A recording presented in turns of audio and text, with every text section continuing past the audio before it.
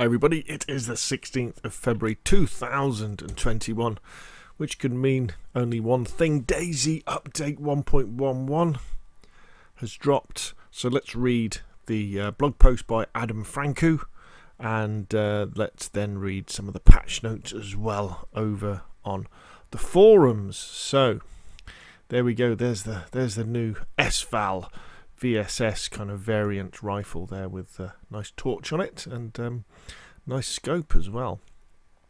Hello survivors, we're thrilled to announce that DayZ began the new year with a bang, setting an all-time record in January in average player count for the PC on Steam. We couldn't be happier that so many of you are enjoying the game and giving us money. Our main news, however, centres around the release of 2021's first game update 1.11. A huge thank you to everyone who participated in the experimental phase of the update on both the PC and Xbox. For those of you who have already checked out our changelog, you know that this particular update wasn't focused on any significant additions to the game. DayZ is a complicated beast, and since we had a fair-sized backlog of issues, we decided to focus on bug fixes and improving the game's stability instead. With that in mind, let's take a quick look at what this update actually contains. One of the things looked at was how the infected collide with players during melee fights and adjusted it so the infected no longer go inside the player's character. Not very nice that, is it? Getting out of cars had proven tricky in the previous update as well, as some players were randomly teleported onto the car's roof, or you've probably been stuck inside a lorry. This has been fixed and your feet now remain exactly where you'd expect them to be after leaving your vehicle. Sea fishing would also be interrupted at times, but we squashed that issue too, and play should now be as smooth as the calm waters. Finally, we improved horticulture in a number of areas, including removing garden plots with a shovel and the infestation of plants. So that's a new thing, isn't it? So now finally we'll have a use for the weed killer spray. There is a weed killer spray, isn't there? There's some sort of spray you can use on the plants that you didn't really have to use before. Moving on.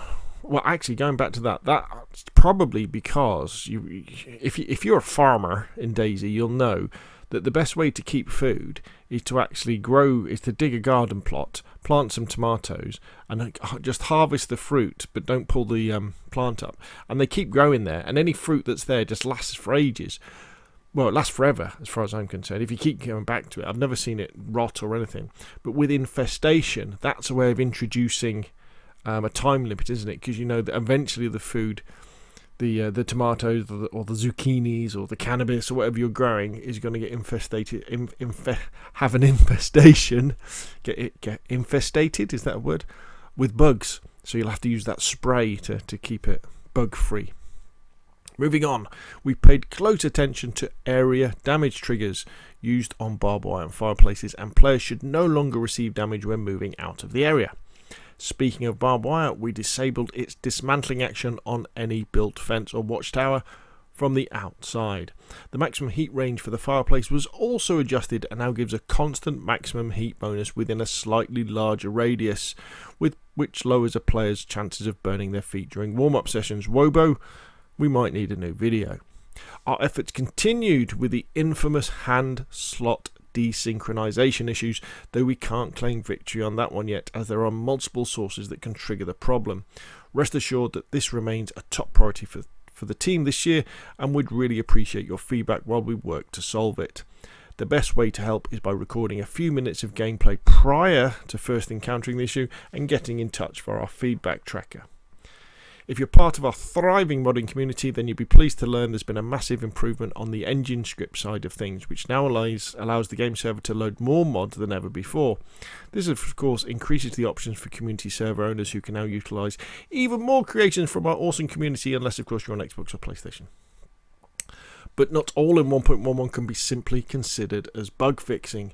That is mainly because not everyone on the team can actively contribute to these efforts, which means that even throughout the 1.11 cycle, we were able to continue with limited asset production and balancing efforts. This includes new flags, which are being awarded to player groups from all three platforms, PC, Xbox and PlayStation, for winning the base building contest. Nice. Another thing we took note of were the central economy setups for both Chernobyl and Livonia. We wound up making a huge balance pass over the number of available magazines and ammo because the economy was way too set. Now they say this. They did a huge balance pass. I can do a balance pass, right, on the types.xml file in about 2 hours. All right. If you sit there with the types.xml file, you can just go through it. As long as you've made notes about what you want to change, you can do it in about 2 hours. So, come on, peeps. Because the economy was way too saturated with spare magazines and ammo boxes in previous versions of the game. This change will reduce the occasionally extreme difference between the number of weapons in the world versus the availability of magazines and ammo. While we're on the subject of weapons, there's a new badass rifle spawning at helicopter crash sites around Chernobyl and Livonia. We've decided to name it the SVAL, which is the Czech word for muscle. The weapon is derived from the existing VSS rifle, uses 9x39 ammo with an integral suppressor, and has been modified for close range combat with the added ability to attach a flashlight and universal sights, Western type. We also added a new 20 round magazine for 9x39 ammo, which can be used with both the SVAL and the VSS. And we responded to your feedback regarding the signal pistol, introduced 1.10, so flares should fall much slower now. Interesting, the VSS is probably my favourite gun in PUBG. But I'm very sorry to say, despite playing for DayZ for probably a few thousand hours overall, I've never had a go with a VSS in DayZ. Never. And I own servers, so I should be able to spawn one in and play with one, shouldn't I? I'll put it on my list. One final bit of news. Paired with the update, we had a complete wipe on all official servers. The wipe is meant to complement the update 1.11 for a fresh start into 2021. It also secures us a clean foundation to monitor the changes we made with previous economy updates. You can read our official announcement on the wipe here. As usual, this article provides just a snippet of what's inside this game update. If you're interested in more, head out to our forums for the changelog. On behalf of the entire DayZ team, Adam. Brilliant, Adam. And I do apologise, Adam, if I'm saying your name wrong, because you probably don't say it Adam Francu. It's probably Adam Franchu, isn't it? So, excellent. Right, so let's go over and let's read some, not all, but we'll read some of the patch notes. Blah, blah, blah, blah, blah, blah, blah, blah, blah, blah, blah. Added the SVAL rifle. But as we just read, the SVAL rifle is just in helicopter, so it's a dynamic spawn event. Added the 20 round magazine for the SVAL and VSS. Added new textures for the static abandoned M3S truck. Added abandoned truck parts for the M3S. Starting a vehicle engine now slightly depletes the battery. That's interesting. So over time, the batteries are going to get flat. So you're going to have finally a use for the battery charger and generator. Added flags of the winners of our base building contest. Excellent. Garden plots can now be removed with the shovels and pickaxes. Now, I'm not going to go through the fixed. We're going to scroll past all those. You can read those yourself, because they're just bug fixes. Changed. Here we go. Changed. Updated the tarp, which is called fabric in the types.xml, durability textures and inventory view. More tools can be used to slice pumpkins. Hooray! Reduce the initial velocity of the 5.56x45 ammunition by 9% to match real values. Barbed wire and fire now deal damage to infected and animals. I can see some opportunities there. The fireplace now warms a larger area with the maximum heat reaching further. Lowered the maximum heat of the fireplace.